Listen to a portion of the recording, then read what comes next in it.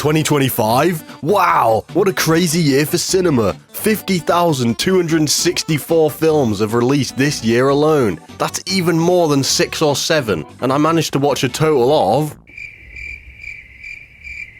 It's actually only 34 films because that number includes a few limited series and TV finales and stuff. But regardless, I'm going to be ranking all 34 films that I watched this year from my least favourite to my favourite. That's right, I may subscribe to the cult of Objectivoid, but this ranking will be ordered by my subjective preference, not by how well made I think these films are. I will still be picking at tangible elements of the films to support why I hold the opinions that I do, but when it comes down to it, what matters most is how I feel about each of them. There's definitely one sorry excuse for a film that is way higher up on the list than it deserves, but I'm not telling you what it is, you'll just have to watch the video. Comment down below what you guys pick for your top 10 films of the year, or if you're feeling demonic, do your bottom 10. I love negativity. And on your way back up from the comments, you could like the video and even subscribe, because if you weren't aware, for every subscriber I get on this video, I'm going to down a gallon of screen wash right from my car engine. So get subscribing and let's see if we can get me hospitalized.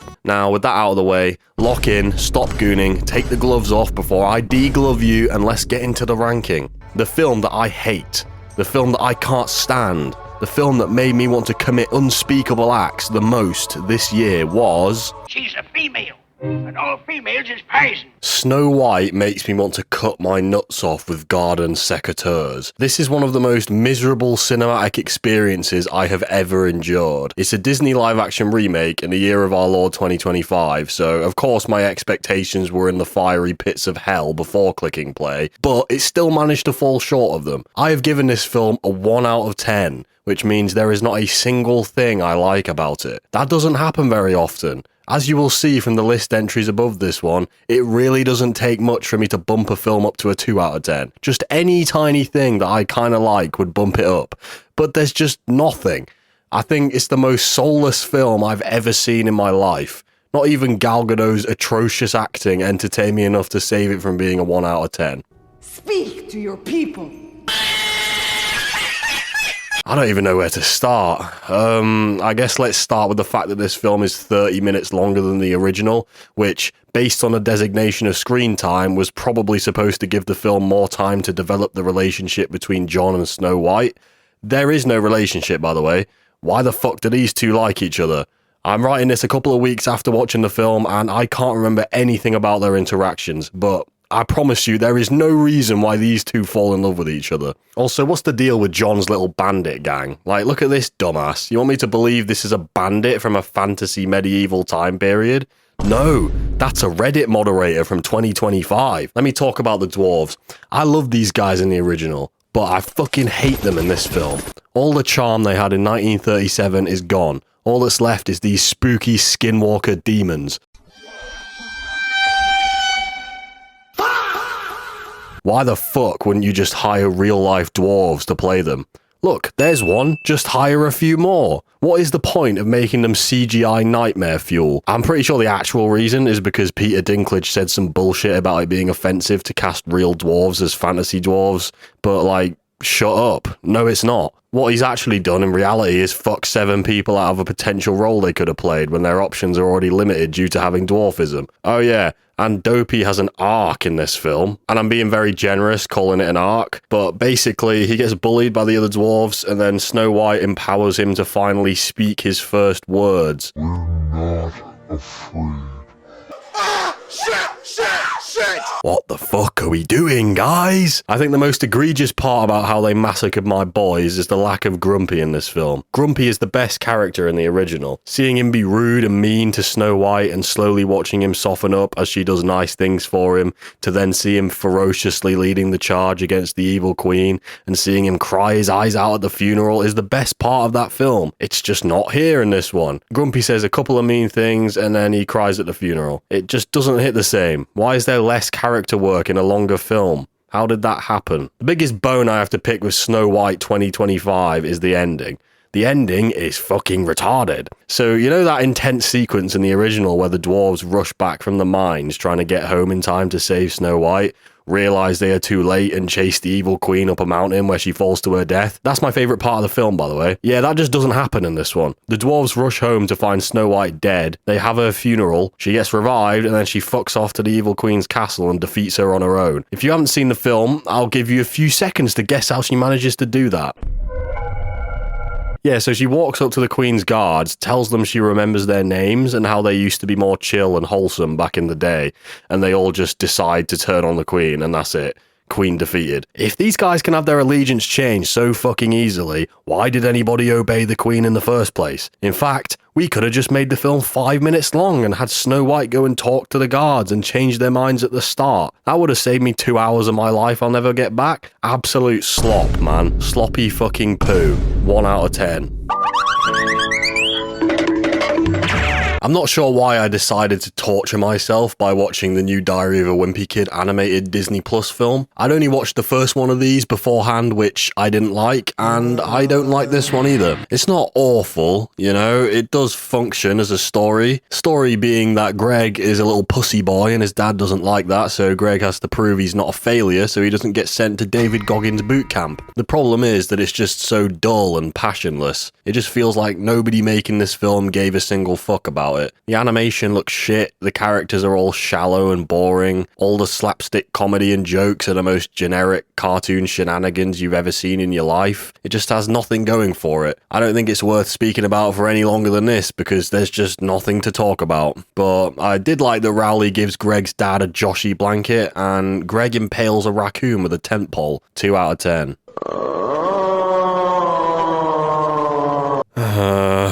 Fixed is just horrible. I knew I was in for a painful experience when, in the first minute of the film, an old woman grabs the main character dog's cock because she thinks it's her lipstick. Fixed is about Bull, the dog. Bull is a gooner and he loves humping old women and coming. Unironically, his main character trait is that he's a gooner. The film revolves around him making the most of his last day with balls when he finds out he's going to be neutered, and he really doesn't want to be neutered because then he can't goon anymore. Bull runs away to the city to have fun, and he is accompanied by his dog friend group, which consists of Big Idris Elba dog, social media influencer dog, and retard dog who eats shit. Oh, and he's also gay. There's a gay dog romance and dogs having gay sex in this film, by the way. Are you hungry? Well, sure, I'm always hungry. So it's supposed to be a comedy, and you can tell because it has funny and creative moments like Bull inhaling weed smoke, getting high and hallucinating that his balls have come to life, detached from his body and run away. Bro, it's fucking painful how unfunny this film is. It's so fucking unfunny.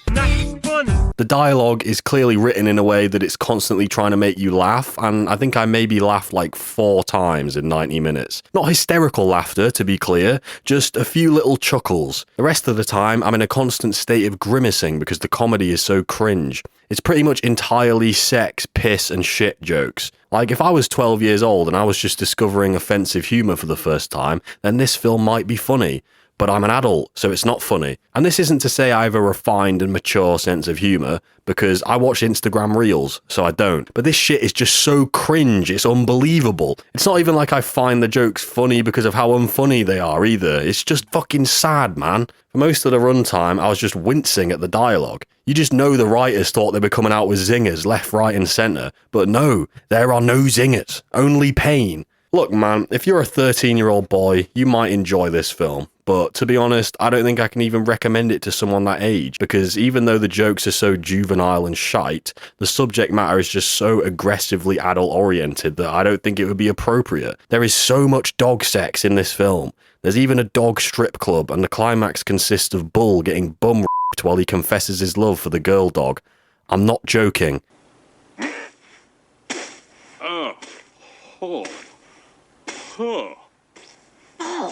My queen!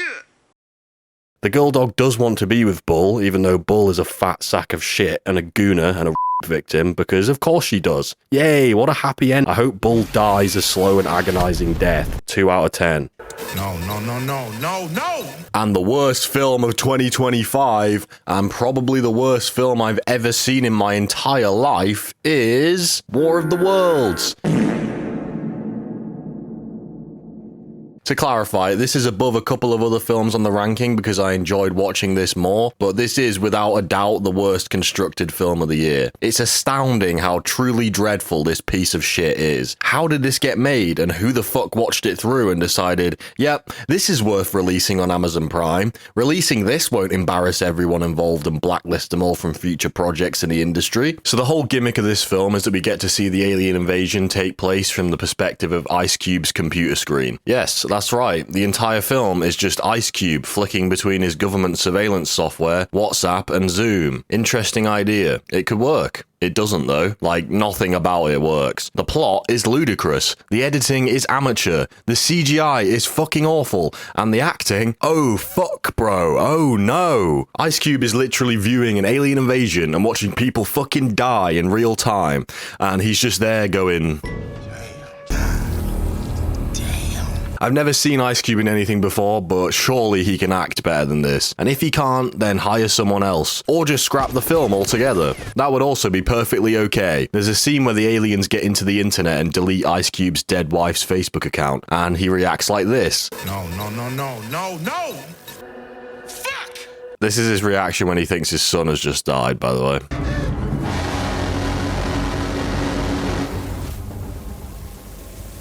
There's one part in the film where Ice Cube's pregnant daughter gets a large piece of shrapnel lodged in her thigh, like the entire way through her thigh, by the way, and she pulls it out, and Roderick wraps a single layer of sellotape around it, and it's just fine. It's okay. It's all good. Roderick is an Amazon delivery driver, so he knows about tape because he deals with parcels. Do you get it? Tape goes on parcels, so he knows about tape. Yeah, this film's made by Amazon, and it has some of the most egregiously cringe brand shilling I've ever seen in a film. During the climax, Roderick needs to deliver a memory stick to Ice Cube, who's on the other side of the city. So he tapes it to his Amazon delivery drone, and he flies it past all the evil CGI robots. During the flight, the drone gets knocked to the ground, and it's upside down, so it needs somebody to flip it over. There happens to be a random guy taking cover near the drone, and they use Ice Cube's surveillance software to text him, asking him to flip it over. But he says no, because it's too dangerous. Guess what they do to convince him to risk his life to help them? They send him a $1,000 Amazon gift card. I am not fucking with you. This is a real film. This is not a big joke. This is an actual attempt at making a film in 2025. Ice Cube finally leaves his computer for the first time so he can plug the memory stick into the server room and save the day. I'm only mentioning this part so I can show you this clip. Move, bitch! Get out the way! These things are everywhere! You see what I mean about this film? It's so unfathomably retarded. In conclusion, this is without a shadow of a doubt the worst made film I've ever seen. The only reason it's not a 1 out of 10 is because it has quite a lot of funny moments in it, which is more than can be said for this abomination. I would actually recommend watching this with a friend because it is a pretty crazy experience and it's genuinely fascinating how dreadful it is. 3 out of 10. A Working Man is a generic Jason Statham action film where Jason Statham is a man who works on a construction site, but then his boss's daughter gets kidnapped, so he goes to rescue her. I do not like this film. I spent the first third of the runtime distracted by the fact that I couldn't tell if Jason Statham was trying to do an American accent or not. I'm pretty sure he was trying to, but it was so shit that it just sounded like his normal accent most of the time. A lot of people would have given up on me. You gave me a job. You were patient with me. The plot of this film is fine, and the action scenes are also fine, but that's about all the praise this film's gonna get. The main issue I had with it was that I just didn't believe in the performances of a lot of the actors. The father of the kidnapped girl is the funny guy from Ant-Man, and I did not buy his grief at his daughter going missing. The performance that took me out of it the most was that of the kidnapped daughter. Fucking die, kid! She gets chloroformed, bundled into the back of a car, and effectively sold into sex trafficking by the Russian mafia. Man, if I was her, I damn sure would be scared. She isn't, though. She doesn't seem to be that bothered, really. There's a scene in the third act where she gets strung up in a torture room so that one of the rich clients of the Russian mafia can torture her with metal objects, and it seems like she's only mildly irritated by this turn of events. Wow, I'm really feeling the tension here. Jason Statham better save her ASAP. Then after she does get rescued, she turns around and gives the finger to all the dead people who she was imprisoned by. Okay, they're dead, so they can't see that. But go off, I guess. You're really cool and edgy. Don't watch this film. 3 out of 10. I invested my entire savings into a cryptocurrency called Poopcoin. Kamala Harris Simulator is a film about the President of the United States going to South Africa to discuss a cryptocurrency scheme with other world leaders at the G20 summit. From the way people were talking about this online, I was expecting this to be the most rancid piece of shit I've ever seen in my life. And yeah, it is pretty bad, but it could have been worse, I think. It's a very basic film. Like, the type of film that streaming services design specifically to be used as background noise while you scroll TikTok or Goon. None of the characters are particularly interesting. The president is fine, and I like the relationship she has with her bodyguard, I guess. She does manage to beat up and outgun several 6'3", 250-pound trained mercenary men when she's a 45-year-old out-of-shape woman who did some vague training a lot of years ago. My suspension of disbelief definitely took a hit watching that happen. The president also has a cliche rebellious daughter who she doesn't get along with because she sneaks out of the White House to go clubbing. In spite of this, the daughter happens to be a tech genius. Why are there so many tech genius teenage girls in films nowadays? Anthony Starr plays the villain, and his goal is basically to do a worldwide crypto pump and dump scheme. Yeah, this film isn't absolutely worthless. It does have a few enjoyable character interactions, but you could just watch one of the many thousands of films that are better than it. 3 out of 10. I don't care. Falcon Gay New World is bad? No way. Yeah, I mean, it's no surprise that a film with 5,000 reshoots is bad. Then again, it is a Phase 5 MCU film, so it would have been bad regardless. Or is it Phase 6? I don't care. Yeah, man, you know the drill. The film is bad. It's a horrific, deformed, conjoined quadruplet film. You can tell it's made up of a bunch of different versions of itself edited together. The plot is a sequel to The Incredible Hulk from 2008, but with Falcon as the protagonist. Why would you choose to do that, Marvel? The action is stupid. Sam flies down and lands on the ground at insane speeds. Sam gets his head crushed by Red Hulk. Sam uses his wings to blow up Japanese missiles right next to himself, but at least he's got the super soldier serum to stop him getting hurt. Oh wait, he doesn't have fucking superpowers, so he should be dead. Yeah, man, I don't really give a shit about this film. It didn't piss me off with how dog shit it was, like Thor: Love and Thunder or She-Hulk.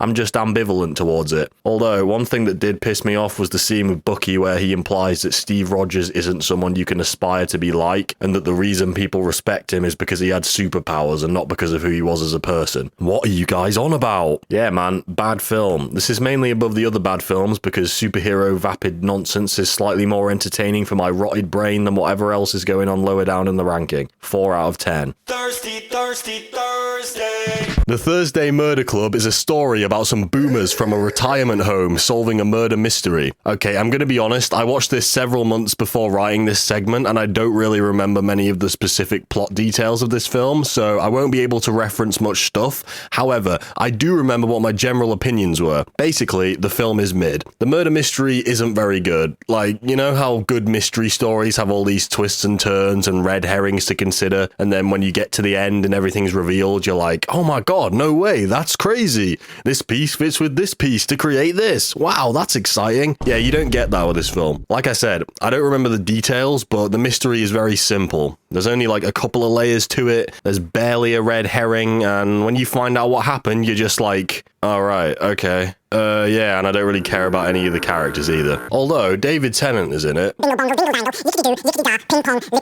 And so is Mark Donovan from The Inbetweeners. Just think about the Bender squad. Have a nice life, dickheads. 5 out of 10. Alright, time to piss off everyone on the planet. I don't like one battle after another very much.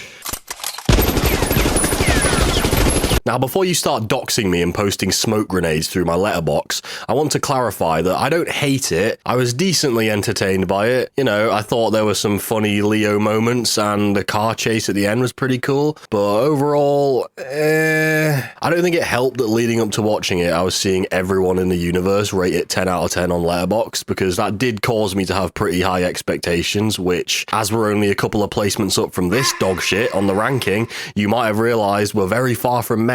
I found the film bloated and meandering. There's massive chunks of this film that don't do enough to contribute to the plot or characters to justify them being as long as they are. I also don't care about any of the characters or find any of them compelling. From what I understand, the main thing people like about this film is the thematic content of it. And yeah, I guess it does have themes and ideas, but from where I'm sitting, those ideas are very surface level and often presented in ridiculously cartoonish ways, which I think is the point, because I'm pretty sure this film is meant to be a satire to some extent, but it just really doesn't work for me. I don't find any of this shit deep or funny in any way, really. I'll provide you with one final bit of rage bait. I would rather F1 wins Best Picture than one battle after another. 5 out of 10. Leading up to my cinema viewing of Avatar Fire and Ass, I watched the first two films, and watching them all on consecutive days really puts into perspective how extremely similar Avatar 2 is to Avatar 3. Leaving out the more specific details, they have the exact same plot. Fire and Ash almost feels like a redraft of the script of the previous film, it's so similar. The final battle is almost identical. The humans are coming to kill the big whale things, and the Na'vi try to fight them. Jake Sully tells his kids to stay out of trouble, but they don't, and then they keep getting split up and captured by Quaritch, and then they escape, and then they get captured and handcuffed to a boat, and then they have to be rescued, and then Jake Sully and Quaritch have a fight, and the film wants you to think this is going to settle their beef once and for all, and then Quaritch dies, even though he's definitely not dead, and he's going to be back in the next one. This is me describing the final battle of the new film using clips from the previous film, by the way. What the fuck was going on in the writer's room? The best way I can describe the way these films feel is that their plot lines remind me of the type of shit I would come up with while playing with my action figures as a kid. It just feels like James Cameron is there thinking, this would be cool, and then this, and then this, and then this. It doesn't feel like there's an aim with anything that's happening in terms of what the protagonists are doing. They are just meandering around doing nothing relevant until Quaritch decides to attack them for the 15th time. There's just so much wasted potential in this universe. Why don't we explore Quaritch's feelings in relation to Spider more? Why don't we explore Quaritch feeling conflicted about his interests once he's reincarnated as a Na'vi? Why don't we properly explore Jake's relationship with Loak and Loak's feelings of inadequacy? Why don't we explore how Spider feels about the fact that Neytiri wanted him to die and then Jake nearly actually kills him in this film? I feel like that should bother him. Oh wait, no, he doesn't seem to be that bothered. That's just a few possibilities, and I think this film thinks it has explored these topics, but really it barely scrapes the surface. Like, what did the new film actually change about the world of Avatar? What is different at the end of Way of Water compared to the state of things at the end of Fire and Ash? Spider can breathe the air on Pandora now? Kiri can do more stuff with her powers? Quaritch bags a psycho BPD goth baddie? Yeah man, this film feels very pointless, and it absolutely does not need to be 3 hours long. There's a few moments I like, the visuals are obviously excellent, and I like the world and the action, but beyond the superficial stuff, it doesn't really have anything going for it. 5 out of 10. MICKEY 17. So I basically only watched this film because Bong Joon-ho directed it, and he directed Parasite, and Parasite is good. So the question on everyone's lips is Mickey 17 as good as Parasite?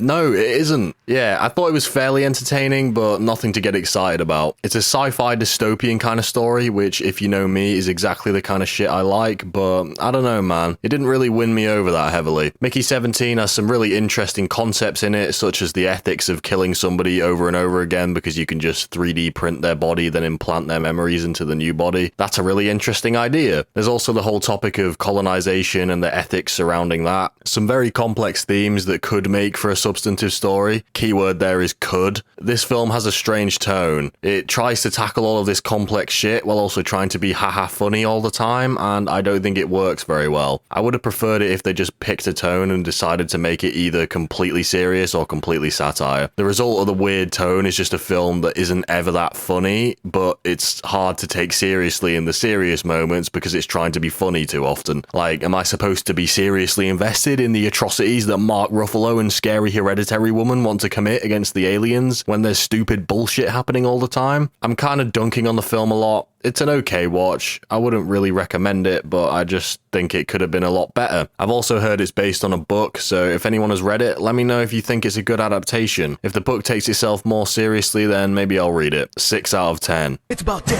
it's about penis. Men are from Mars, but I'm from Venus. Put it in the butt, stick him in the shower. The Smashing Machine depicts the story of legendary MMA and UFC fighter Mark Kerr. Yeah, man. I don't have much to say about this one, but it's a decent little film. The Rock performs well with his acting, even though the role demands more from him than wearing a beige shirt and walking around in the jungle, so fair play to him for doing something he doesn't usually do. The film is an interesting insight into the life of Mark Kerr and the struggles that he faced in his career and his personal life. Although, I do have to say, I did get a little bit bored at certain points, and I think that's because while it provides a good overview of the major events in Mark's life, it doesn't delve very deep into any of the subject matter it portrays. You know, it shows us Mark's opioid addiction, his struggle to come to terms with losing fights, and the issues in his romantic relationship, but it feels like it just touches on these things and doesn't go much further. These are all very interesting concepts that I would have loved to see explored in more detail, and if they were, then that could have elevated this film to being really good, but they weren't, so here we are. I imagine part of the reason for this is that Mark Kerr is obviously a real person, so they probably wouldn't want to delve too deep into the nuances of his mental state without actually knowing if what they were depicting was true. It is what it is.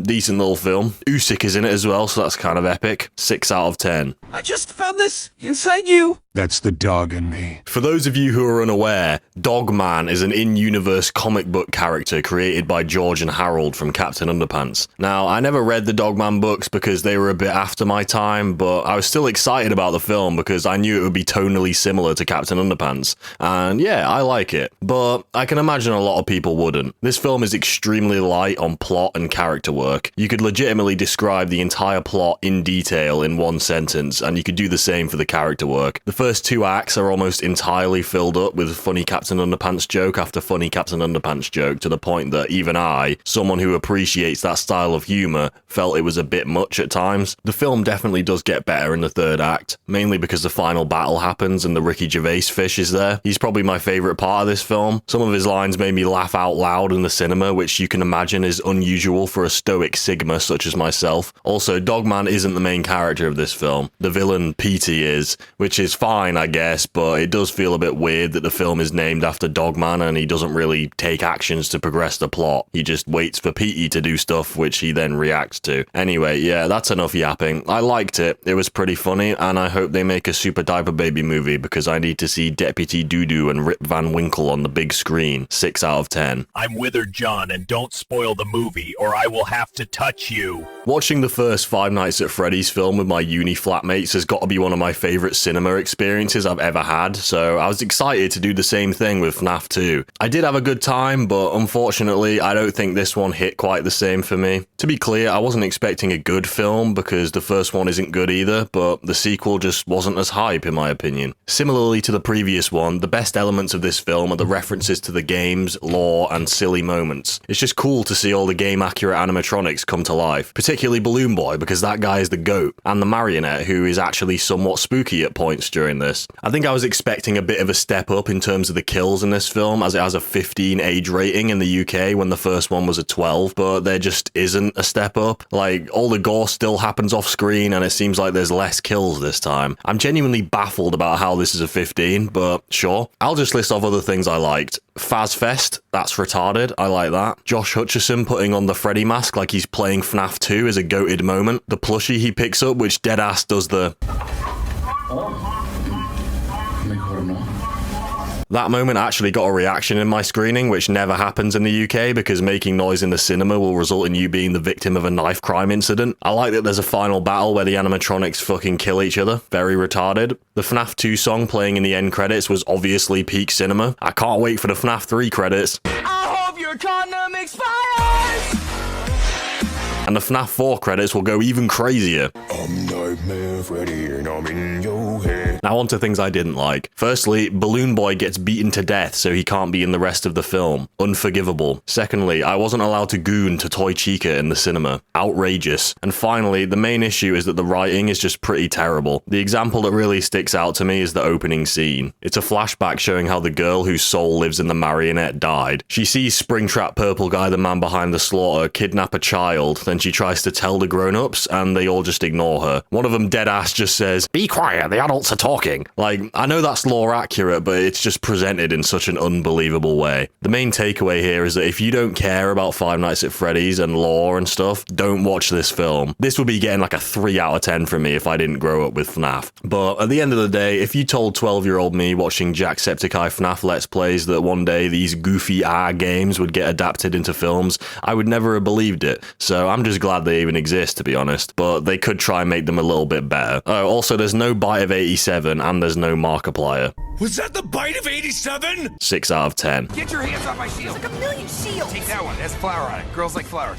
How to Train Your Dragon is the first one of these live-action remakes of animated films that I've seen. Remember How to Train Your Dragon from 2010? Yeah, it's that film, but again, it's a shot-for-shot, line-for-line remake. What am I supposed to say? Yeah, I enjoyed myself watching it, but it feels like the credit for that should go to the animated film, not this one, because it's the exact same fucking film. Okay, I'll actually try and talk about it now. Hiccup and Astrid were fine. They did the job. I think Gerard Butler as Stoic worked really well in live action. He was definitely the best part of the film. His performance in the third act when he thinks Hiccup is dead actually made me feel a bit emotional, so that was cool. The rest of the cast is fine, except Rough Nut and Tough Nut. Why do they look like that? Aren't they supposed to be identical twins? I also find it funny how they say this new film is an adaptation of the How to Train Your Dragon book, but I read that book when I was a kid, and the story is very different from what we see in any of the films. In the book, the Burke people ride dragons from the start. It's not something Hiccup introduces to them. The 2010 film changed that element of the story drastically, which is fine, by the way. The change works well, but I don't know why the live action remake is pretending to be an adaptation of the book when it's clearly an adaptation of the animated film. Stop lying. Yeah, that's about it. This film does at least work in live action. It looks fine, I suppose. I dread to think what it will look like if they try to do Shrek or Kung Fu Panda live action. Hopefully I won't be alive to see that, but unfortunately I probably will. 6 out of 10. Super shit, come on, Lois. You know that one specifically irritates me. I think Superman is decent-ish. I quite enjoyed it, but I think it could have been a lot better, especially considering the fact that it's an introduction into the new DC cinematic universe. I like the performances. I think Corin Sweat is good as Superman. I think Green Lantern and Mr. Terrific are pretty epic. I enjoyed the action. I like the big scene near the start where Lois interviews Clark and they argue about the morality of Superman choosing to do the things he's doing. I'd have to rewatch the scene to see how much depth that conversation gets into and how well it works, but I like the idea of it and I enjoyed watching it. To be honest though, I think people are overrating this film. The main thing I would criticize is how absolutely overstuffed this world is already. Like, it's a brand new universe and it's been established that superheroes have been around for hundreds of years. Big monsters just randomly attack New York and Lex Luthor can make pocket dimensions and clone Superman. Like, what the fuck? How about we keep it simple to begin with and make sure we're doing that properly before we add in all this insane bullshit? The world building is kind of fucked already after just one film. I think there's too many characters in the film as well. As much as I like Mr. Terrific, I don't think we needed to add in the Justice Gang or really many characters at all beyond Clark, Lois, and Lex. I wouldn't mind this film being full of all this stuff if it was balanced properly, but I don't think it does a very good job of handling it all. I was also surprised by how unfunny I found it, considering it's a James Gunn film. It feels like it's trying to emulate Guardians of the Galaxy style humor, but not very well. It's a bit odd. Yeah, man, I did enjoy it overall, but I think this is one of those films where it'll get worse and worse the more I think about it, so I'm not sure how it's going to hold up on a rewatch. 6 out of 10. The Running Man was one of my most anticipated films this year. It's just conceptually the exact kind of thing I like. Dystopian sci-fi death game movie. What more could I ask for? Well, I could have asked for it to be better. The film is decent, but it has a lot of room for improvement. It's just another one of those films that's superficially fairly entertaining, but unfortunately there isn't all that much depth to chew on underneath. I'm not sure I like the tone of it very much, with it being a dark satire. I think I would have preferred it if it took itself more seriously. I know it's adapted from a Stephen King book, which presumably was also a dark satire, but I don't know, man. It just isn't very funny. Like, if the satire part isn't hitting, then I'd rather it was just taken fully seriously, you know? I like the ideas it presents in relation to media manipulation, censorship, and control. The fact that there's a whole separate set of rich people who live a nice life and they think people like the protagonist are bad and deserve to be in the situation they're in. I like that the climax includes a bit of a mind game between Glenn Powell and Josh Brolin, with the cameras being cut on and off, and Brolin picking and choosing what to air on TV to try to control the trajectory of the revolution notion Powell's inciting. But yeah, it's not like the film does very much with these ideas, really. I hope one day we get another adaptation of this film which plays the whole concept of the death game seriously and explores the ideas properly. That'd be cool. But yeah, I liked it. However, I won't be rewatching it anytime soon. Also, I Hate Everything made a video reviewing it and called it The Sauntering Man, and that title is more entertaining than anything in the film itself. 6 out of 10.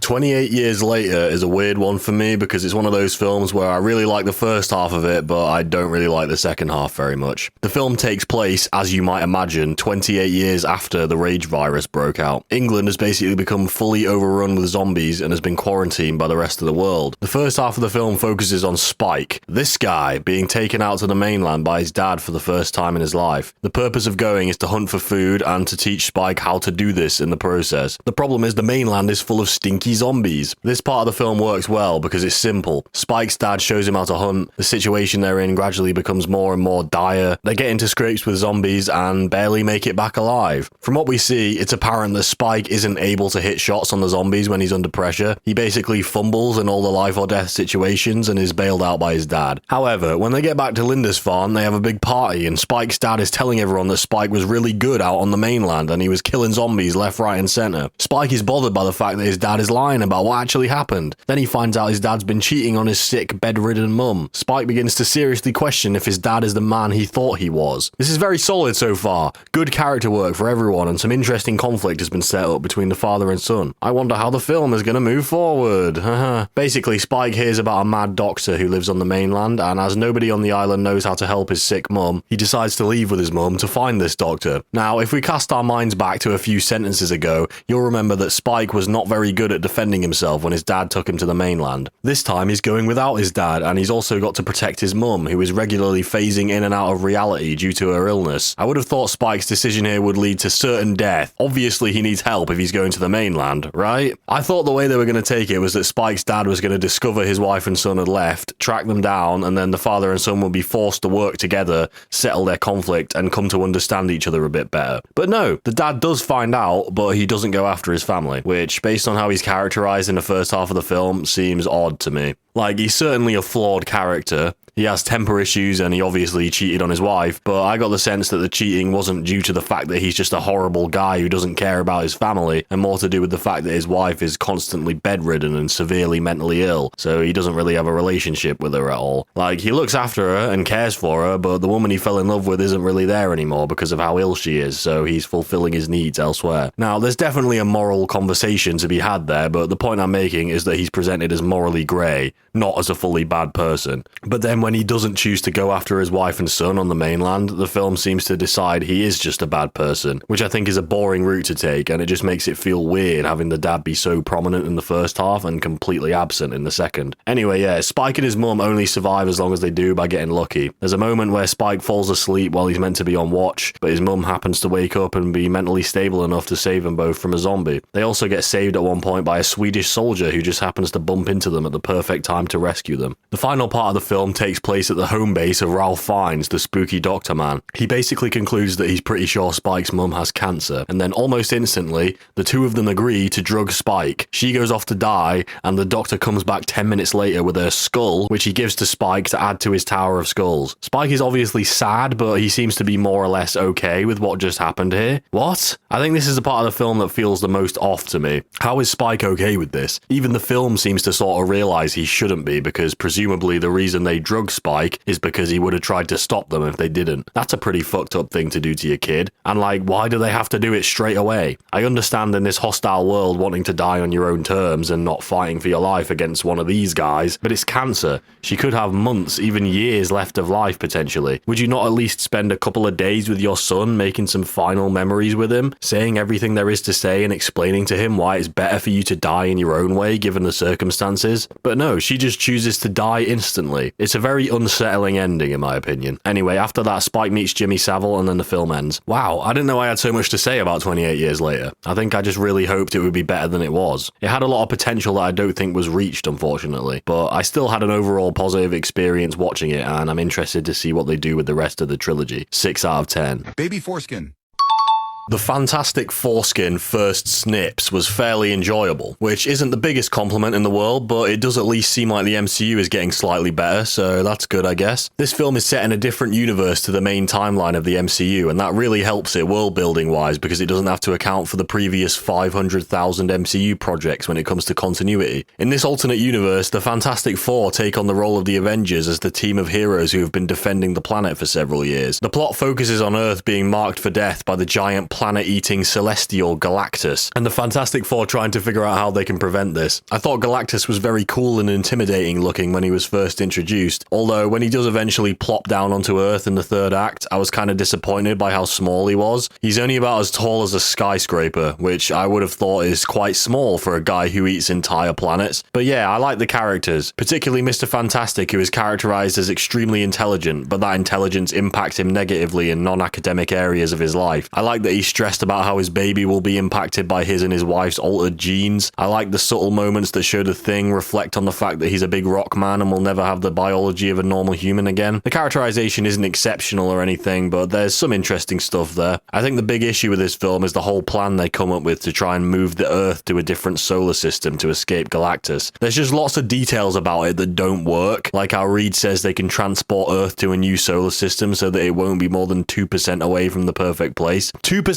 off in the context of space would pretty much certainly be fatal. There's also the element that the Fantastic Four make it known to the world that Galactus offered to spare Earth in return for their child, and nobody tries to kidnap the baby in an attempt to save the planet. That would definitely happen in this scenario, by the way. There's just a strange lack of government involvement during all of this, considering it's a potentially world-ending event. It honestly seems like the Fantastic Four are just the rulers of the world in this reality. Like, everyone will just listen to them and do whatever they say. It's safe to say there's a fair few things about the world and the plot that were not thought through properly. But at least there are some functional elements going on here, which is better than usual for Marvel. It also gets established that the baby can bring people back to life. I don't know how that's going to factor into the next Avengers film. It's certainly a questionable choice of superpower to introduce into the canon. Maybe they'll just revive Tony Stark in the first 10 minutes of Doomsday. Guess we'll just have to wait and see. 6 out of 10. Before watching it, I assumed Thunderbolts would be another case of sloppy MCU fetal alcohol spectrum disorder, but after watching it, well, I think people are going way too far calling it a masterpiece, but I kinda liked it? I know, it's crazy. I fucking hate the MCU post-Phase 3, but here we are. Don't get me wrong, I'm not claiming it's well written, because objectively it is inconsistent with previous MCU entries in terms of the characterization of the Thunderbolts and some of the world building, but it feels different to a lot of the radioactive dog piss that Marvel has released over the last few years. It seems like somebody had an interesting idea for a superhero film and they executed their vision to a decent degree. I know that doesn't sound very impressive when you say it out loud, but compared to shit like this, which is the most irritating, soulless corporate AIDS you've ever seen in your life, Thunderbolts is a breath of fresh air, or slightly less contaminated air at the very least. It's a film about reject side characters from the MCU coming together, trauma bonding, and forming a team in the name of deciding to do good. That's a cool idea. The villain is a manifestation of debilitating mental health conditions. That's a cool idea. Admittedly, I am biased towards liking it just because it's about mental health, and that's one of my favourite things to see depicted on screen. Although, I will clarify, I'm not claiming the film explores anything all that deep or profound in relation to mental health. It is quite simple, but I still like it. I think the characters in particular could have been given some more substantive characterization relating to their trauma. Yelena, Alexei, Bob, and to an extent John Walker are the only characters who get any exploration into their mental state. Bucky receives very little character work, considering that presumably part of the reason he's in this film is because he used to be a mind-controlled assassin with lots of trauma. I would have liked it if the film took advantage of the fact that he's experienced similar things to the other Thunderbolts, but unlike them, he's a lot further ahead when it comes to working through it all. Seems like a missed opportunity. Ghost is basically just as forgettable as she was in Ant-Man and the Wasp, and Taskmaster, well, yeah, the film certainly could have been a lot better, but I just can't help it. I enjoyed watching it. The final battle was very conceptually and visually interesting, and I even found myself feeling a tiny bit emotional at some of the interactions between Yelena and Alexei. I know, Thunderbolts made me feel emotional. Who could have seen that coming? 7 out of 10. F1 is a standard, solid sports film. It's good. It does the job, but I wouldn't say it does anything exceptional. This is basically just a two guys on a team who butt heads dynamic. The young guy, Josh, is new and talented, but he's trying to race by the book. Sonny is the old wacky guy who's done all types of races and he employs unconventional methods, which leads to an in-team rivalry between him and Josh. It's quite entertaining watching Sonny deliberately exploit loopholes in the Formula One rules to help the team advance through the season and get to the positions they want to be in. Not sure how accurate that stuff is to the sport in real life, but I don't watch F1, so I don't really care. There's some thrilling-ish moments in this film. There's a big crash at one point, and there's that flow state scene everyone yaps about. I will say, I don't feel as impressed by that scene as everyone else seems to. I also thought the whole crash scene didn't really have as much impact on the story as it should have. Basically, Sonny encourages Josh to try a risky maneuver that leads to him launching his car off the road, and it looks like it should be really serious. Like, I thought they were going to end Josh's career and have Sonny deal with the guilt of it, but he's just pretty much okay in the next scene. He's a bit banged up, but he's back racing very quickly, and it doesn't really go very deep into the idea of Sonny feeling guilty, which is fine, but I think that's an area where the film could have tapped into something more meaningful and elevated itself a bit. I found the ending to be a little strange. Basically, Sonny gets injured towards the end of the film, and he and Josh are both racing for the same team during the final race. I thought the way they were going to do it was that Sonny realizes he shouldn't push himself so hard when he's literally getting double vision during the Formula One race, and that he should stop or try to assist Josh so he can win the race instead. I thought he'd come to a realization that he should prioritize his health and being a team player over his lifelong desire to win at F1. There's dialogue in the film that seems as though it might be setting something like this up, but no, he just pushes through the injury, locks in, and wins the race and the whole competition. It's fine, it works, it's just very simple, you know? Like, I think they could have done more with it and added some more nuance, but I guess they didn't want to look like they were copying Cars 3, so they couldn't do what I suggested. But yeah, it's a solid film. Enjoyable characters, exciting moments, cool racing sequences. It does what it does well, but I wouldn't say it's exceptional, and I don't know why the fuck it got nominated for Best Picture, but sure, 7 out of 10. I'm autistic, yeah, I'm autistic. I'm autistic, yeah, I'm autistic. Elio is a film about me. He likes being alone, he's got no friends, and he likes to hyperfixate on his little topics. He wants to get abducted so he doesn't have to deal with any more of this bullshit. He's just like me. It might have bombed crazy style at the box office, but I actually had a good time watching Elio. I don't think it's that good. Definitely not the standard of the Pixar golden age, but I can't help but like it. I like the design of the aliens, the world they live in, and the evil slug guy's spaceship. All very cool. I also really like the stupid little slug that Elio makes friends with. I genuinely found that guy funny, which doesn't really tend to happen with Pixar nowadays, so that was nice. Most of all, I like the themes it presents. I love how it explores the whole idea of hating having to interact with people, feeling like you aren't wanted, and believing the people around you would prefer it if you were replaced by a clone that is friendly, charismatic, talented, and all around better than you. This is something that I, and I'm sure lots of other people, adults and children alike, can relate to, especially because it shows both sides. I like that it makes it clear Elio's aunt, who was forced into looking after him after his parents died, may feel overwhelmed or confused about how to deal with him at times, but that doesn't mean she doesn't love him and care about him. I think that's a message that certain children might benefit from hearing. You know, hopefully this film can bring people closer in cases where the parent and child don't fully understand one another. Now, to be clear, I don't think this film does anything all that deep or crazy with this theme. Elio is far from a masterpiece, but I just appreciate that the ideas being presented are being presented at all. Basically, I'm just biased with this one, but it's a subjective list, so there's nothing you can do about it. I like Elio. It's a cute film. 7 out of 10. I don't think you're ready for warfare.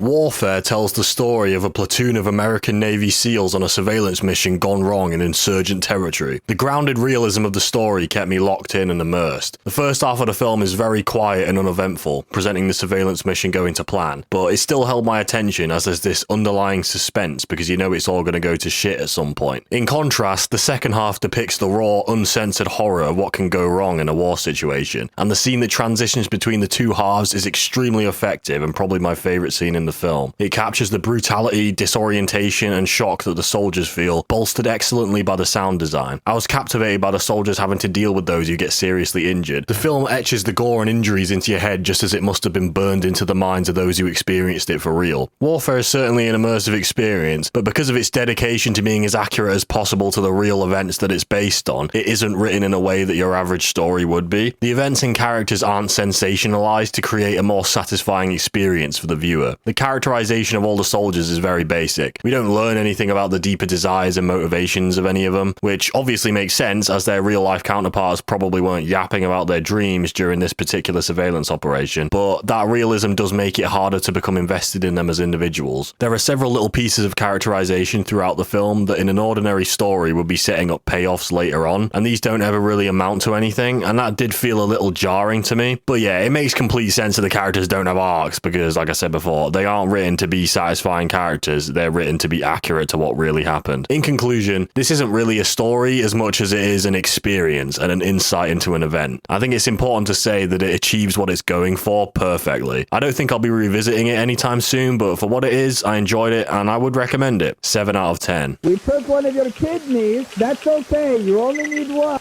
I just had a good time watching Caught Stealing. That's the extent of my analysis. Can you tell that I have a film degree? Basically, Caught Stealing is about a guy who lives in an apartment in New York who gets asked to look after the 11th Dr. Matt Smith's cat while he goes back to England for a bit. Turns out he hides a key in his cat's litter tray, which is highly sought after by lots of very dangerous criminal underworld people, and so everything just spirals and gets more and more insane as the film goes on. It's fun, it's exciting, there's lots of twists and turns, nail-biting action scenes, and it's pretty brutal as well. There's also some thematic stuff going on in the background related to the main character's tendency to avoid responsibility, which he has trauma related to because he arguably killed his best friend in a car accident when he was younger. I don't think it does anything super deep with that idea, but it definitely plays into the wider story and the journey the character goes on. There is some questionable stuff in it, like how he gets his kidney harvested at one point, but he's immediately back up getting into intense fights and chases like 5 minutes later, and he seems to be completely fine. But to be fair, this whole film is pretty wacky and extreme, so nothing like that really bothered me too much. I know I'm being pretty vague here, but that's because it's the kind of film you just benefit from watching and experiencing the ride. Go watch it, it's fun. You might even like it more than I did. 7 out of 10. I'm Steve. Steve is a film about Cillian Murphy if his name was Steve. Steve is the headmaster of a last chance reform school that aims to help the worst behaved boys who have fallen through the cracks of the system. They're basically the potential future criminals of society, and the school is trying to do whatever they can to help them turn their lives around. As you might imagine, this is an extremely demanding and stressful job. The mental state of Steve is the main focus of this film. As usual, Cillian Murphy's performance is excellent and is bolstered by the cinematography. There's loads of close-up shots of his face with a slight radial blur, which really accentuates how overwhelmed and stressed he feels. We get to see some really good stuff from the boys. We see how they've clearly never been taught how to be functional members of society, and watching Steve try to navigate that and speak with them in a way that's productive. I particularly enjoyed the character Shy. I like how he tries to block out the world by listening to music in his headphones, and there's a scene later on in the film involving him which is very chilling. There's definitely some themes knocking around this film relating to how teachers don't get the support they need. The teachers at this school are underpaid and underqualified for the very complicated work they're doing, and the government doesn't seem to care about this very much, even though the government are employing them. We also see how these teachers are the last chance for these children to make something of their lives, and how other adults don't have any empathy for them whatsoever. A camera crew comes to film at the school, and they actively sneak around and do stuff they shouldn't be doing just to create an interesting story. They just want to farm content from the boys. The owner of the school building decides he wants to sell it with no regard for the upheaval this will cause in these vulnerable people's lives. It's just brutal, man. One little criticism I would make is that while the content of this film is really good, I feel like it really needed more time to expand on everything we see. I think this would have worked way better as a limited series instead of a 90-minute film. All the characters could have been fleshed out and explored thoroughly if there were several hours to do it, you know? It feels like a bit of a missed opportunity, but at the end of the day, this issue basically boils down to what we have is really good, but I want more of it, which I would say is quite a good problem to have. 8 out of 10. As we've been hearing for the entire year, Sinners is a very good film, and unlike with One Battle After Another, I actually do agree this time. Something I really appreciate about Sinners is that it's a blockbuster with an original script that is quite good, and it performed well at the box office. I think we need more examples of that in the industry to encourage the studios to try and make some new things instead of endless sequels that are all dog shit and ruin all the franchises. Yeah man, this film is just solid. It's paced well. I like that it takes its time in the first half to establish all the characters so that when shit goes sicko mode later on. I actually care about these people and their relationships to each other. Michael B. Jordan does a really good job of playing twins and making them feel distinct from one another. The vampire stuff is spooky and makes for plenty of thrilling and intense moments, but I think where Sinners shines is in its themes. There's lots going on under the surface. The focus on music combined with the vampires who are outside trying to be let in has got to be a metaphor for white people stealing elements of culture created by black people. The vampires are literally and figuratively trying to bite their style. I think it also implies that when white people take culture from others, it's perceived that they ruin it and don't stay true to the way these cultural elements were intended to be experienced. When some of the main characters end up bitten and become vampires, perhaps the idea is that some minority people might be perceived to be selling out in order to be successful, and then they become just as damaging to the culture as the white people who are trying to force themselves into it. There's also some religious commentary knocking around in there, and there's definitely much more thematic stuff going on in there that I haven't mentioned. I like how much there is to consider with this film. The only thing that I would say is that while I did enjoy it a lot, I do think people are overrating it a bit by calling it a masterpiece. It is very good, but I wouldn't go that far personally. I certainly don't think it deserves to hold the record of most Oscar nominations that any film has had ever, but like I said, I'm happy that it's succeeding because it's definitely the type of film I want to see become more common in the future. Go watch this if you haven't already. If you're into cinema, this is essential viewing when it comes to the year of 2025. 8 out of 10. We shall start with revenge. Sisu Road to Revenge is a better version of what the first film was going for. The premise of this one is that our protagonist, Korpi, goes back over the border from Finland into Soviet land to his family home. He deconstructs it and loads it onto the back of his truck to take it back over the border and rebuild it in memory of his dead family. At the same time, the man who slaughtered his family has been let out of prison to finish the job and kill blood once and for all. In the first one, he just kills some World War II villains to retrieve the gold they stole from him. The object of importance being his family home, which is obviously more sentimentally valuable, makes the stakes of the sequel feel a lot more personal. I think it works better narratively with the whole concept of Sisu as a franchise as well. Sisu being a Finnish word which roughly translates to extraordinary determination, grit and resilience in the face of extreme adversity. I don't think there's any part of the franchise which embodies this more than the sequence where Korpi escapes his restraints and works his way up the train he was imprisoned on until he finally makes it to the man who killed his family to enact his revenge. I will say, this film is tonally a bit odd. Like, if you haven't seen it, what I've just described probably sounds as though it's presented in a very serious way, which it is at times, but there's also lots of bonkers over-the-top action, which is obviously supposed to be somewhat funny. The tone works for me personally, but I can see how it might not for other people. But yeah, I'd highly recommend this film because it's just really fun to watch. I don't think the characters or themes have that much depth to them, but it's just so entertaining. Like, for example, there's a scene where the guy straps a load of explosives to the back of his tank, then sets them off at the right moment to make his tank do a front flip back over the border into Finland. And there's so many other moments with that kind of energy. It's a crazy film. I wouldn't really say you even need to watch the first film to watch this one, so go and watch Sisu Road to Revenge right now. 8 out of 10. What the hell?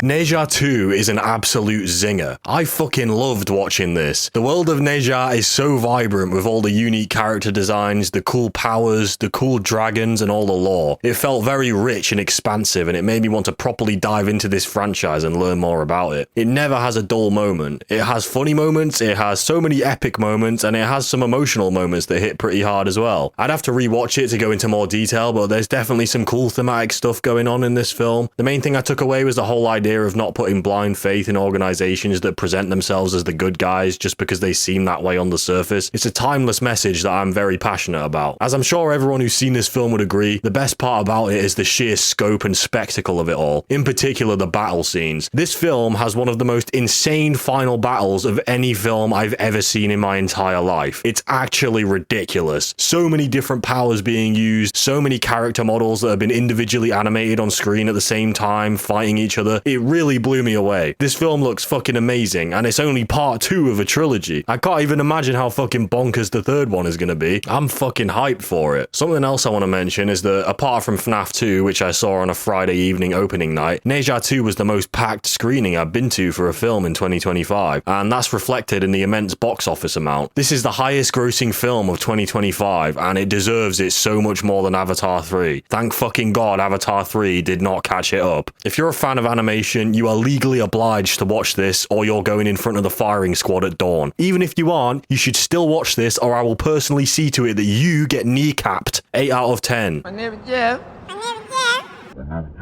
Roofman is a film about a guy called Jeff who cuts holes in the roofs of McDonald's restaurants to sneak in and steal the money. He also ends up living in Toys R Us for 6 months to hide from the police. With a concept like that, how could I resist watching it? Now, you'd probably expect that this is a retard baby film for retards and babies, but as you can see from how high up it is on my list, I really like it. If you haven't seen it, basically what happens is Jeff starts stealing from McDonald's in order to afford more for his daughter because he feels like he's not doing good enough as her dad. He gets caught, goes to prison, escapes from prison, and manages to live for several months inside Toys R Us without being found. He gets into a relationship with a local woman who also happens to work at the Toys R Us, and he begins to form a bond with her and her 2 daughters. He's building this new family life to fill the void left by not being able to see his daughter again, because obviously he'd get caught if he went near her. The shenanigans in Toys R Us are entertaining, and it's cool seeing all the creative ways he uses his environment to help him maintain his cover. It surprised me how charming and wholesome it is watching Jeff integrate into this new situation and resolve conflict in the family. I found myself really rooting for these guys to succeed, but the whole time I've got this uncomfortable feeling that's keeping me hooked because I know that he's a wanted man, so it's all got to go wrong eventually. I won't spoil the ending, but I think it works very well and I like it a lot. I'm sure they could have done something way more cringe for the ending, but they refrained, which I appreciate. This is such a cozy little film and it made me feel more emotional than pretty much every other film on this list. There's not enough people talking about it, so go check it out. Oh, and it's based on real life events, by the way, which is just ridiculous. 8 out of 10. Ich hab die anderen genauso vernichtet.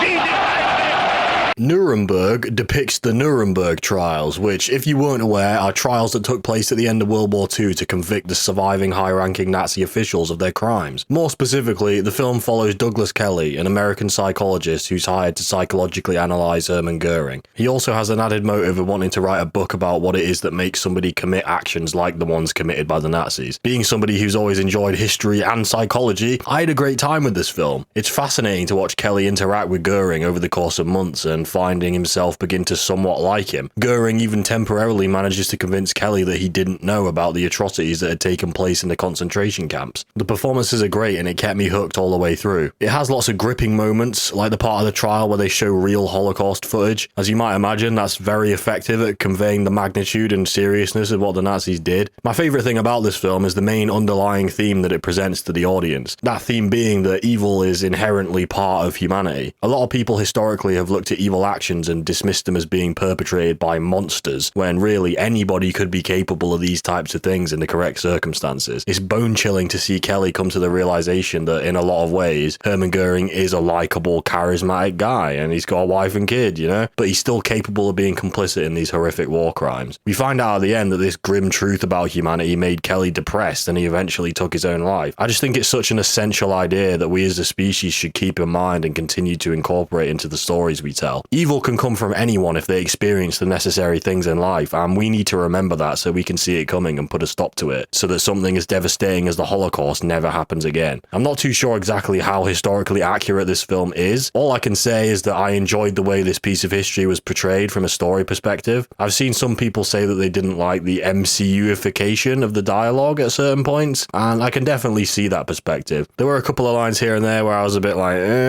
Like at one point, someone says, "Welcome to Nuremberg," and then it cuts to the next scene, and yeah, that's a bit cringe. But I found that those questionable lines of dialogue weren't really encroaching on the more serious scenes. Like, Goering doesn't just watch the Holocaust footage and say, "Well, that just happened." Fuck, man, can you imagine if they did that? Anyway, yeah, if any of the things I mentioned sound interesting to you, then check it out. 8 out of 10. Chicken nuggets!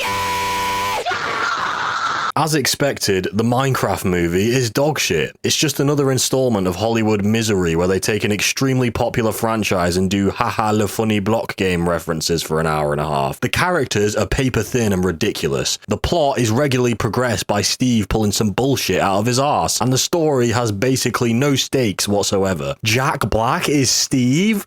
What the fuck? Jason Momoa is some retard with a pink coat? Huh? Why would they choose to make it live action? Obviously Minecraft should be an animated movie, you silly wankers. With that being said, I love the Minecraft movie. As soon as clips of it started to emerge online, I just accepted that it wouldn't be a serious adaptation of the game, and I just hoped it would be a really entertaining brain rot shitpost like Instagram Reels was making me believe it would be. And yeah, I found it very funny. To be clear, it is complete dogshit slop, but the film seems to be very self-aware of that fact, and it leans into it constantly. The opening sequence of Steve Steve discovering the overworld is hilarious to me, and the cursed brain rot humor persists throughout. Chicken Jockey is obviously peak cinema, and there's a piglin named Chungus, and he talks about unaliving Steve at one point. I genuinely can't believe I'm gonna unalive you is an actual line of dialogue in a film in 2025. Like, fuck, man. This film is basically a parody of Minecraft. That's how I look at it. If you wanted a serious adaptation of the game, you will be severely disappointed with it, but if your Reels algorithm is completely cooked like mine, then you might have a great time with it. To be fair though, I should probably be mercilessly punished for putting it this high up on the list. I did genuinely find it like that funny,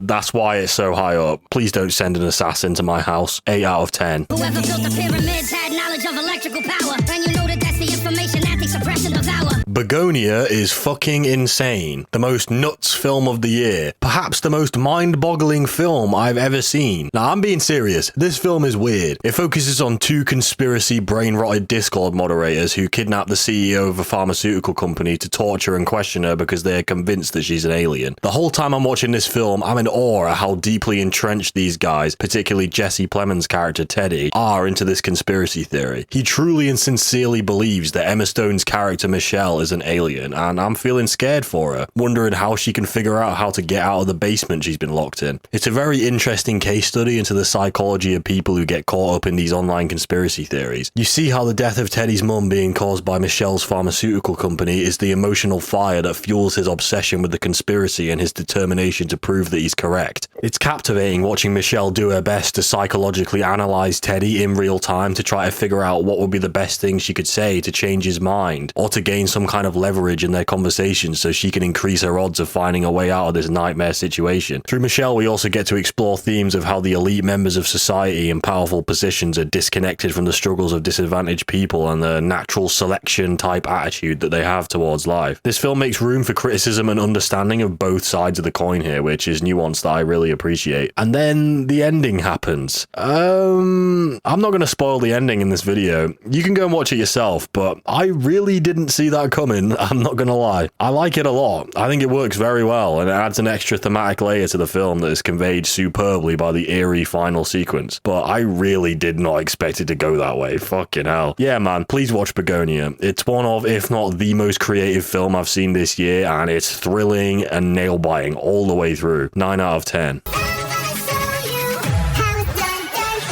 I may be a 22-year-old adult man with a deep voice and a beard and a skin fade and a gym membership and a job, but I love K-pop Demon Hunters. I can't lie, back last year when I was scouring Wikipedia for upcoming Sony animation films like the little goblin I am, and I came across K-pop Demon Hunters, I was like, that sounds fucking dumb. But here we are. The 6-year-old girls are correct. This is a fucking banger. It's not like this film has particularly revolutionary themes or characters, but what it tries to do, it does immaculately. The world is so vibrant and electric to explore, using the power of K-pop to keep the demon world from merging with the human world. Wacky concept, but it works really well. I like that it low-key takes the piss out of psychotic K-pop stan culture as well. The trio of Rumi, Zoe, and Mira are so fun to watch interact and bounce off each other no matter what they're doing, whether it's just fucking around or getting down to business and slaughtering demons. The themes it explores in relation to self-esteem, shame, and authenticity are just done in such a solid and simple way that anyone of any age can consume and understand. The fact that Rumi is a demon hunter who is half demon with these stripes on her skin that she's determined to hide from everyone, even her closest friends, and she wants to completely seal off the demon realm so she can finally relax and stop worrying people will find out, is an interesting dynamic. Then the fact that Rumi is hiding and suppressing these literal and figurative demons that she has causes her to be pushed to the point of nearly being consumed by them entirely, and then her friends supporting her and her choosing to be open and authentic about those demons is what ultimately helps her maintain her sanity and stop her being consumed by the demon side of her. The film is full of really great messages when it comes to dealing with self-esteem issues and negative emotions. I was very surprised how well it pulls it off when I expected it to be a stupid baby film, you know? But I think what has to be the best part of the film and what has taken the world by storm the most is the music. Now, I'm not the kind of guy who generally likes musicals. I don't hate them by any means, but I just find that characters suddenly breaking into song during a scene affects my immersion a little bit. But I didn't feel that with K-pop Demon Hunters at all. This film works the music into the story better than most musicals because the main characters are a K-pop group. They make music, so them performing songs that express the way they're feeling and progress the plot or character arcs makes sense in universe, and it works really well. Plus, the songs are just bangers. This easily has my favourite set of songs from any musical I've ever seen. I may be an avid horrorcore Brother Lynch hung listener, Then I put the body in the back of the legs. I got a bad habit.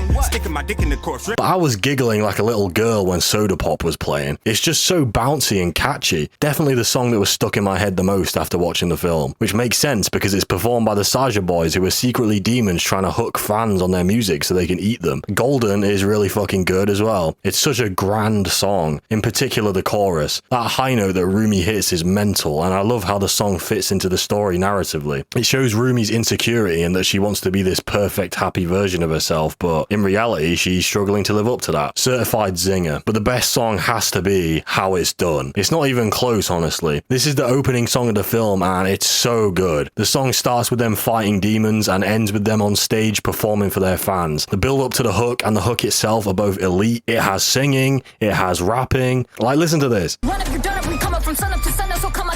She's literally chopping, bro. She's chopping in the K-pop movie. And the bars are just great. Like, fit check for my napalm era? Holy shit, bro. Mirror, mirror on my phone, who's the baddest, us, hello? There's no way, man. It's just fucking unbeatable. If you haven't watched K-pop Demon Hunters yet, please give it a try. It really does deserve the amount of success it's getting, which isn't usually the case. Like, this is so much better than something like Frozen, I promise. Please watch it. 9 out of 10.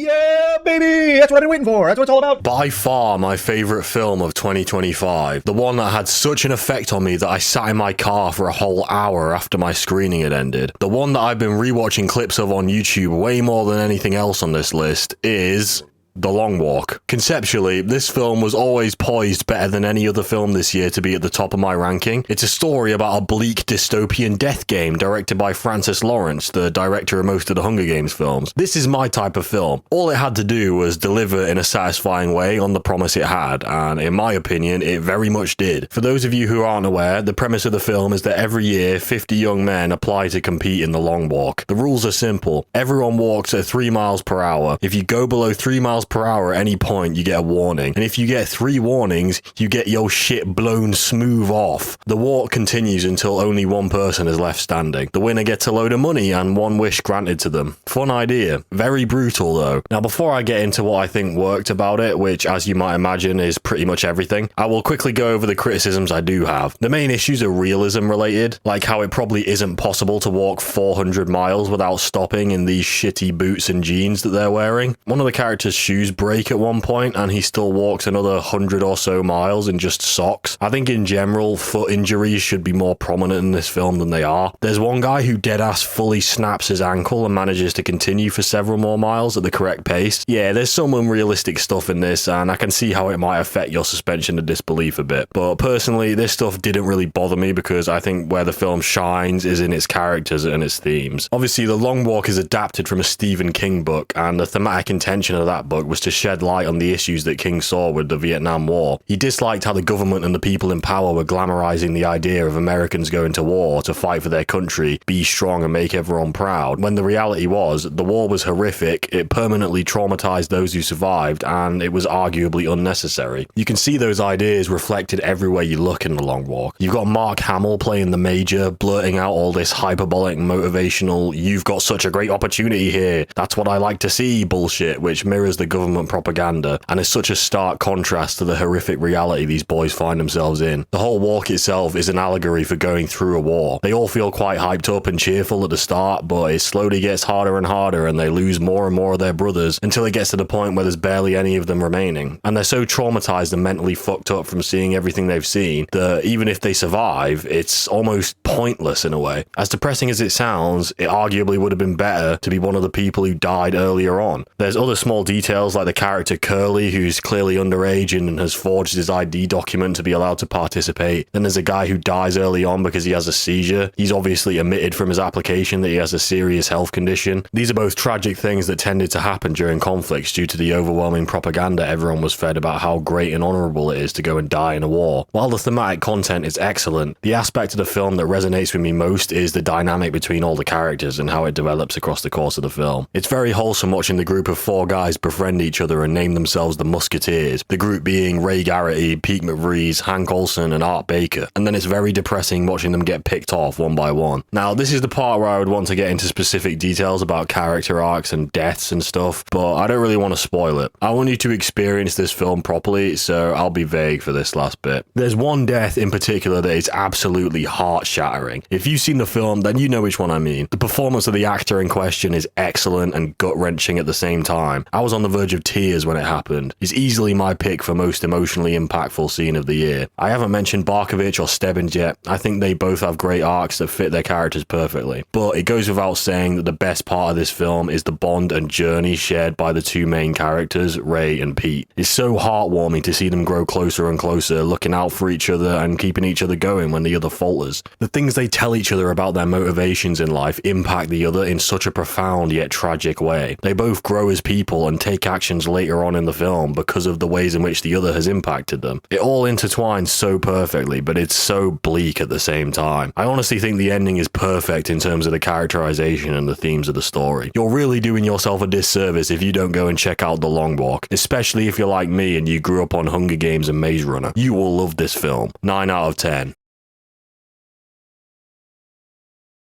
And there you have it. That's my 2025 movie ranking. I'm sure you noticed that there's no 10 out of 10s, and that's because I'm very stingy when it comes to 10 out of 10s. Like, I don't really ever give them out, and if I do, it's not going to be on a first watch of a film. To be fair, I think The Long Walk could potentially get bumped up to a 10 on a rewatch, but yeah, for now, it's staying as 9. 2025 has been the first year that I've actually consistently gone to the cinema, tried to keep up with new releases and stuff, and I've had a really good time doing it. I didn't manage to see everything I wanted to see, and I'm going to try and do a better job in 2026 of missing less stuff, but I'm still happy with how 2025 went. I got to watch a few dog shit things, plenty of mid things, but I've found quite a few new films that I really like, so that's what it's all about, really. It's all about digging through the dog shit and finding the diamonds in there, isn't it? Since finishing the script for this video, I have seen a few more 2025 films, but I had to make the cutoff point somewhere, otherwise it would have just got ridiculous. I've seen Marty Supreme, Hamnet, and Good Luck, Have Fun, Don't Die. That's just a few examples which would be very high up on the list. I thought they were all excellent. But yeah, head over to my letterboxd. You'll be able to find my ranking list for the 2025 where I've got everything added that isn't in this video, and I will continue to add things as I watch them. You know, every time I watch a 2025 film, it'll end up in that list. So yeah, follow me, Murkanium, over on letterboxd. If you can be asked, comment your own list, comment what your favorite few films were of the year and the ones that you hated. I'm interested to see what other people have to say. But yeah, it's been a fun video to make. I know I stopped editing it to the level that I was after 20 minutes, and that's just for timing. Like, as you can see, this is coming out in March. I'm still figuring this stuff out. You know, like I said, I don't plan to just like do gaming footage as the background for these rankings. Like, I do want to like make them properly, but yeah, I'm still learning, guys. So I hope it wasn't too bad. Like, I've got some Arsenal gameplay. I've been playing a lot of that game. I think I'm pretty good at it, so hopefully it wasn't too aged to look at. That's all I got to say. Subscribe so you don't miss my next big ranking video. I'm not going to tell you what it is because I don't like announcing things just in case the world ends and it all goes wrong, you know. But regardless, thank you for watching this video. Yeah, I'll see you soon. Bye bye.